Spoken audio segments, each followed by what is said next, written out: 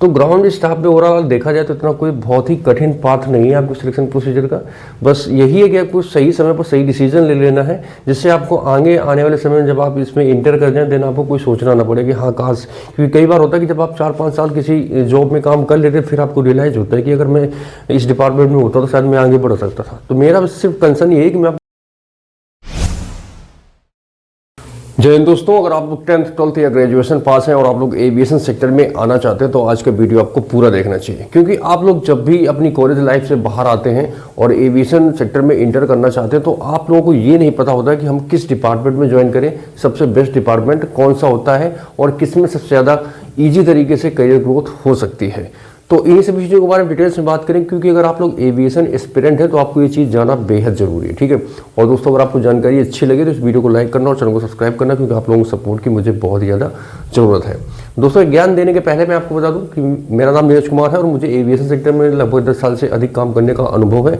तो मैं आपको बहुत ही तरीके से बता सकता हूं कि आपको कौन सा डिपार्टमेंट ज्वाइन करना चाहिए, किसमें कितने फायदे आपको मिल सकते हैं, किसमें करियर ग्रोथ है, किसमें जॉब सिक्योरिटी है, या फिर आप किसमें अच्छी सैलरी ले सकते हैं। सारी चीज़ें मैं आपको बहुत ही डिटेल्स में बताने वाला हूँ। ठीक है, तो स्टार्ट करते हैं वीडियो को और बात करते हैं आज की इस जानकारी के बारे में। ठीक है, तो दोस्तों अगर आप 10th 12th या ग्रेजुएशन पास हैं, मेल हैं या फिर फीमेल हैं, अगर आप लोग as a ground staff join करते हैं किसी भी पोजीशन में, चाहे वो हेल्पर्स के लिए हो, चाहे वो कस्टमर सर्विस में हो, चाहे एविएशन सिक्योरिटी में हो या फिर रैम डिपार्टमेंट में, तो जो आपकी एक सैलरी का रेंज होगा वो 17,000 से लेकर 25,000 तक रहता है। ठीक है, इससे अधिक सैलरी आपको फ्रेशर को नहीं मिलेगी। एक्सपीरियंस को तो 50, 55, 60, 70 तक मिल जाती है, उनकी बात अलग है। मैं फ्रेशर की बात कर रहा हूँ। अगर आप फ्रेशर हैं तो इससे ज़्यादा सैलरी अभी तक एविएशन सेक्टर में फ्रेशर को कोई कंपनी नहीं दे रही है। ठीक है, इसमें अगर आप लोग helper, loader, cleaner, handyman, handy women या फिर असिस्टेंट के तौर पर अगर ज्वाइन करते हैं, ठीक है, तो आपकी मिनिमम क्वालिफिकेशन 10th होनी चाहिए। ठीक है, अगर आप केवल 10th पास हैं, आपके पास कोई एडिशनल मतलब अधिक एजुकेशन क्वालिफिकेशन नहीं है, जैसे 12th या फिर ग्रेजुएशन, तो आप जिंदगी भर एज अ हेल्पर, हैंडीमैन या लोडर या क्लीनर ही काम करेंगे। आपका कोई भी प्रमोशन कभी भी नहीं हो सकता है। वैसे इस लाइन में प्रमोशन नहीं है। हाँ, आपकी अगर क्वालिफिकेशन ज़्यादा है, आप 12th पास हैं, ग्रेजुएशन कंप्लीट किया हुआ है, तो फिर अगर कोई वैकेंसी आती है और आपकी एज वैलिड है देन आप उसका एग्ज़ाम दे के जॉब चेंज कर सकते हैं। मगर आप अगर 10th बेस पे as a helper, handyman, loader, cleaner join करते हैं तो आपका कोई प्रमोशन आपका नहीं होगा। आप जिंदगी भर वही पोस्ट पे रहेंगे, बशर्ते आपकी सैलरी बढ़ती रहेगी जो कंपनी की अपनी SOP होती है। ठीक है, इस चीज़ को बिल्कुल ध्यान रखना। अगर आपको अपनी करियर ग्रोथ करनी है तो कम से कम आप ग्रेजुएट पास होने चाहिए। जो 3 पोस्ट हैं ये ग्रेजुएशन वालों के लिए है, जिसमें हम सबसे पहले बात करेंगे एविएशन सिक्योरिटी के बारे में। ठीक है, एज पर माई ओपिनियन, जैसा कि मुझे पता है और जैसा कि मुझे एक्सपीरियंस है कि एविएशन सिक्योरिटी सबसे बेस्ट होती है अगर एविएशन सेक्टर में आप आना चाहते हैं। देखो सबकी अपनी अपनी लाइफ होती है। कई सारे बच्चे होते हैं जो बोलते हैं नहीं मुझे कस्टमर सर्विस में जाना है, वो बिल्कुल ओपन माइंडेड है कि मुझे उसी लाइन में जाना है, वो बिल्कुल क्लियर है, उनको कोई डाउट नहीं है। मैं आपको सिर्फ हर एक डिपार्टमेंट में क्या चीज़ें हैं वो मैं बता रहा हूँ, बाकी डिसीजन आपका रहेगा। मैं किसी को फोर्स नहीं कर रहा हूँ, ना ही मैं किसी का ओपिनियन चेंज कर रहा हूँ। मैं अपना ओपिनियन दे रहा हूँ, अगर आपको पसंद आ जाए, समझ में आ जाए तो ठीक है, ना तो कोई बात ही नहीं। ठीक है, तो as per my opinion aviation security सबसे बेस्ट होती है अगर आप लोग एज एविएशन सिक्योरिटी ज्वाइन करते हैं। तो इसमें फ़ायदा क्या है कि सबसे अच्छा इसमें फ़ायदा ये है कि इसमें कोई टाइम बाउंडेशन नहीं होता है सैलरी इंक्रीमेंट करने का या फिर करियर ग्रोथ का, कंपेयर टू CSA या फिर रैम डिपार्टमेंट।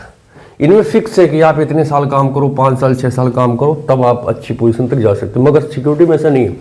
सिक्योरिटी में जो मेन है इनका एफसेक है और एक्सरे एग्ज़ाम है। ठीक है, अगर आप ये पास कर लेते हैं, ठीक है, तो आपके पास कोई टाइम बाउंडेशन नहीं, कोई कुछ नहीं है। आराम से आप लोग अच्छा हाइक ले। तो पहले आप ये एग्ज़ाम पास करते हैं 3 से 4 हज़ार आपका तो वैसे ही प्लस हो जाता है। और अगर आप इसके अलावा कोई कंपनी चेंज करते हैं, मतलब दूसरी नई कंपनी में जाते हैं, तो आपको 20 से 30% का हाइक अलग से मिल जाएगा। और अगर आप 1 से 1.5 साल बाद, जैसे सपोज दैट आपने as a aviation security join किया, आपने 6 महीने में ही दोनों ट्रेनिंग क्लियर कर ली, ठीक है, और आपने दूसरी कंपनी में ज्वाइन कर ली। अगर आप स्टार्टिंग में आपको पहली वाली कंपनी में 25,000 मिल रहे हैं, अगर आप दूसरी कंपनी जाओगे सेम टाइम आपको 35,000 या 33,000 आराम से मिल जाएगा। अगर आपके पास 2 से 3 साल का एक्सपीरियंस होगा तो आपकी सैलरी और बढ़ सकती है। अगर आपने एविएशन सिक्योरिटी के तौर पर एक्सपीरियंस लिया है, सर्टिफिकेशन लिया है, तो आप क्रूज सेक्टर में जा सकते हैं, इंटरनेशनल एयरलाइंस में जा सकते हैं, है ना। आप उसमें मतलब ऐसा नहीं है कि आप किसी कंपनी के बन जाएंगे, आप चाहे सर्टिफिकेशन है, आप इजीली आपको जॉब किसी भी कंपनी में मिल जाएगी, मगर इनमें ऐसा नहीं है। और इसमें ये है कि इसमें आपको बेसिक अगर इंग्लिश आती है एविएशन सिक्योरिटी में तो काम आपका चल जाएगा, मगर आप एज ए CSA या फिर CSC कस्टमर सर्विस एजेंट या कस्टमर सर्विस एग्जीक्यूटिव के तौर पर ज्वाइन करते हैं तो इसमें तो आपकी इंग्लिश बहुत ही बेहतरीन अव्वल दर्जे की इंग्लिश आपको आनी चाहिए। नंबर 2, कम से कम आपको प्रमोशन लेने के लिए 3 साल या 2 साल एक पोस्ट में काम करना पड़ेगा, और इसमें लिमिटेड प्रमोशन है। आप अपनी ही कंपनी में ज़्यादा प्रमोशन ले सकते हैं, दूसरी कंपनी में एज ए कस्टमर सर्विस जाने में थोड़ा बहुत चीज़ें चेंज हो जाती हैं, बहुत चीज़ें वहाँ पर डिफ़िकल्ट हो जाती हैं, ठीक है। ये थोड़ा इसमें प्रॉब्लम्स है। और रैम डिपार्टमेंट, तो ये जैसे कई जैसी एयरलाइंस है जिसमें ये CSA जो होते हैं इन्हीं में कुछ को रैम में डाल देते हैं, है ना। कुछ एयरलाइंस है जिन्होंने अपना रैम डिपार्टमेंट अलग ही बना रखा है ना। तो इनका दोनों का लगभग सेम है कि इनमें आपका प्रमोशन पथ है थोड़ा लेट है और थोड़ा कठिन भी है। इसमें जो अगर आप एविएशन सिक्योरिटी के तौर पर ज्वाइन करते हैं, इसमें आप अपना सर्टिफिकेशन ले लो, फिर तो आप राजा हो, आपको कोई टोकने वाला नहीं, कोई रोकने वाला नहीं। आप अपनी मन के मर्जी के मालिक हैं, एक्सपीरियंस लीजिए और आप आराम से आगे बढ़ सकते हैं अगर आपके अंदर काबिलियत है तो। बाकी ना करने वाले 10-10 साल हो जाते हैं, 15-15 साल हो जाते हैं कि पोस्ट में निकल जाता है, उनको कुछ होता ही नहीं है। तो डिपेंड आपके ऊपर भी बहुत कुछ करता है कि आप कितने काबिल हैं, है ना। मैं आपको इन्फॉर्मेशन दे रहा हूँ, नॉलेज दे रहा हूँ कि अगर आप फ्रेशर हैं तो आप डिसाइड कम से कम कर लें, मेंटली प्रिपेयर हो जाए कि हाँ मुझे इस पोजीशन के लिए ज्वाइन करना है अगर मैं एविएशन सेक्टर में जा रहा हूँ तो। इसमें अगर आपका सिलेक्शन होता है, आप एज ए ग्राउंड स्टाफ अगर किसी भी कंपनी में ज्वाइन करते हैं तो इसमें आपको सैलरी के अलावा नाइट अलाउंस भी मिलता है ना। PF हो गया, मेडिकल हो गया, यूनिफॉर्म हो गया, ये सारी चीज़ें आपको कंपनी की तरफ से मिलती हैं। ध्यान रहे अभी तक एविएशन सेक्टर में ऐसी कोई कंपनी नहीं है जो पैसे लेके आपका सिलेक्शन करती है, ठीक है।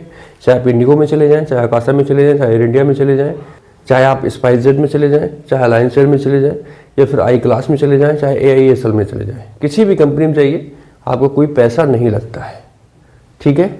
इसमें जो 1-2 कंपनियां हैं अगर वो एग्जामिनेशन फीस लेती है तो DD के माध्यम से लेती है, वो भी कंपनी के नाम पर, किसी व्यक्ति विशेष के नाम का इसमें DD या फिर कोई फीस नहीं पड़ती है कि आप फ़ोन में किसी को पैसे भेज दो आपको जॉब मिल जाएगी, ऐसा नहीं, वो फ्रॉड होते हैं। तो सबसे पहले आपको फेक वेबसाइट से बच के रहना है। और अगर वहीं के सिलेक्शन प्रोसीजर की बात करें तो इसमें आपका इंटरव्यू होता है, डॉक्यूमेंट वेरिफिकेशन और मेडिकल होता है। इस प्रकार से आपकी इसमें ज्वाइनिंग इजीली तरीके से हो जाती है, ठीक है। तो ग्राउंड स्टाफ पे ओवरऑल देखा जाए तो इतना कोई बहुत ही कठिन पाथ नहीं है आपको सिलेक्शन प्रोसीजर का। बस यही है कि आपको सही समय पर सही डिसीजन ले लेना है, जिससे आपको आगे आने वाले समय में जब आप इसमें इंटर कर जाएं देन आपको कोई सोचना ना पड़े कि हाँ काश, क्योंकि कई बार होता है कि जब आप 4-5 साल किसी जॉब में काम कर लेते हैं फिर आपको रियलाइज होता है कि अगर मैं इस डिपार्टमेंट में होता तो शायद मैं आगे बढ़ सकता था। तो मेरा सिर्फ कंसर्न ये है कि मैं आपको चीज़ें या पॉइंट क्लियर कराना चाहता हूँ कि आप वो चीज़ें समझ लें, ठीक है। इनकी जैसे सिक्योरिटी की जो ड्यूटी है इतनी कोई हैक्टिक ड्यूटी नहीं होती है। इसमें आपकी एक्सरे में ड्यूटी लगती है, एयरक्राफ्ट में ड्यूटी लगती है, पैसेंजर्स की स्क्रीनिंग हो गई, उनके सामान की स्क्रीनिंग हो गई, जहाज की सुरक्षा हो गया, इस प्रकार से आपकी ड्यूटी रहती है। पर जो कस्टमर सर्विस डिपार्टमेंट होता है इनका काम बोर्डिंग पास बनाना, टिकट बनाना, पैसेंजर को असिस्टेंट करना, बोर्डिंग कराना, डीबोर्डिंग कराना, ये सारी चीज़ें रहती हैं। जो रैम डिपार्टमेंट होता है ये रैम पे ही रहता है। ये जहाज, इनको जहाज़ में कौन सा इक्विपमेंट लगाना है, कहाँ पे पार्क होगा, ये सारी चीज़ें, बैगेज ऑफलोड लोडिंग करवाना, सारी चीज़ें ये इनके अंडर में होती हैं। तो सबकी जॉब प्रोफाइल में भी फ़र्क है।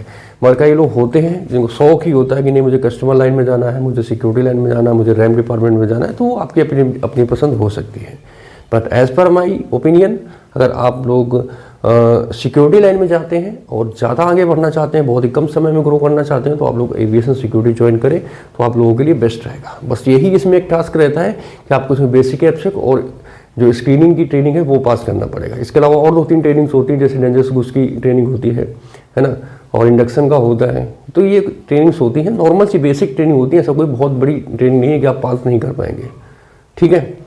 तो मेरा सिर्फ ये वीडियो बनाने का उद्देश्य यही था कि आप लोगों को मैं सच्चाई बता सकूं, जिससे आप लोग सही समय पर सही डिसीजन ले सकें और बाद में हमको पछताना ना पड़े, ठीक है। तो बाकी अगर आपको जानकारी अच्छी लगी तो इस वीडियो को लाइक कर देना और चैनल को सब्सक्राइब कर देना। आप लोगों से जल्दी मिलेंगे एक नए वीडियो में नई जानकारी के साथ। तब तक के लिए जय हिंद, वंदे मातरम।